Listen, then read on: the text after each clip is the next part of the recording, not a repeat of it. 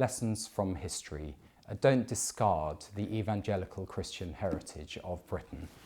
This is a great biography of Shaftesbury, Lord Ashley, by Georgina Batterscombe. It shows his failings. He wasn't a perfect man. He came from an aristocratic background. He could have just lived the life of Riley.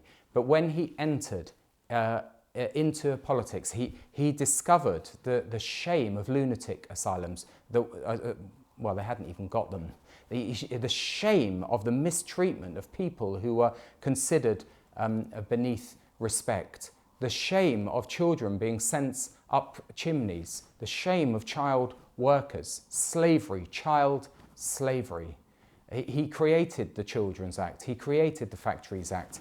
He was part of a tradition of evangelical Christians that goes way back to Cromwell, back to John Wesley, back to those who saw that lawmaking should be under God's law, that there should be a reference point of God's righteousness and justice, and social justice is derived from God and his love and his kindness towards us all. So, the lesson from history of Lord Shaftesbury is that you can make a tremendous impact on society if you stand firm to your principles.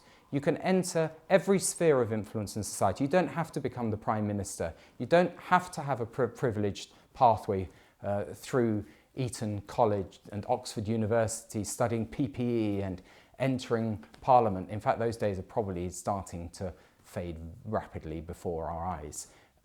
But you can be of great influence in the media, in the arts, in education, in business. If you stand for God's principles, if you follow the Latin text on every bollard in the City of London, Lord, direct us. Come to him in humility each day. Recognize all I have is from you. And it's only out of your grace and your mercy that we even have our daily bread, and we have air to breathe, and we have shelter and clothing. How amazingly privileged we are. We should be using every moment of every day to give glory to God and to worship him through our actions.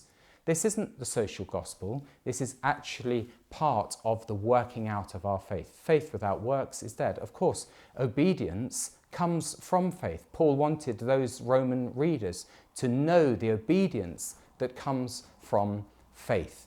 But there should be fruit. Once that faith has been sown into your heart, it should have a wonderful outworking, not only in your own personal testimony, but in terms of living every day, doing all your work as unto the Lord, living for his glory, letting the eyes of your hearts be opened so that you can see the eternal perspective of some of the humdrum things that you're doing in this life.